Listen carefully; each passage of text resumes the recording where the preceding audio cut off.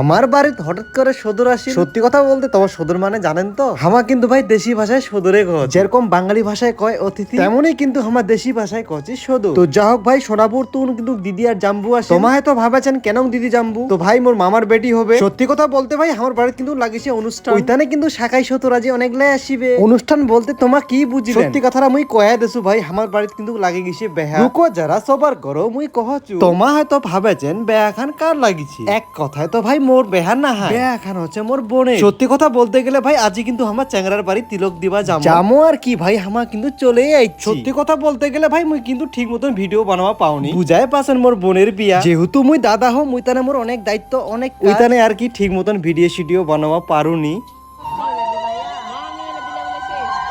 তারপর আর কি মা বাবা মিলে তিলক দিবা আসিলে জিলের নিয়ম পালন করিবা লাগা, সিলাই করিবা ধুইছে। সত্যি কথা বলতে আমার কিন্তু বাড়িতে তখন 40 জনের মতন গেছি, যেরকম দাদু মামা মাম্মি আরো মামার অনেক বন্ধু বান্ধব, দিদি জাম্বু অনেকজন গেছি। সবাকে ভিডিওর মাধ্যমে কনেক করে তুলে ধরি। বুনুর তিলক দিবা আসিয়া যে মোক একটা কথা বারবার শুনিবা লাগিছে না, যে তোমার জোড়া বেহা একসাথে লাগাও, তোমার জোড়া বেহা একসাথে লাগাও। আরে তোমাক অনেক সবাই মিলে বুঝাও, মোর বাড়ির লোকলা হয়ে গেছি মুই উপর থেকে বড়, কিন্তু মুই ভিতর থেকে অনেকখানে ছোট আছু ভাই। কিন্তু বেহার আগত ভাই মন খুলে প্রেম করিম, তারপরে মুই বেহা করিম। তো যা হোক ভাই, তিলক দিবা আসলে জিলা নিয়ম পালন করবা লাগা, সব নিয়ম পালন হয়ে গেছে, খাওয়া দাওয়া হয়ে গেছে। এলা হচ্ছে আমার বিদায় নেওয়ার বেলা, ওরা তানে আর কি ভক্তি দোয়া দুই হবা ধুইছে।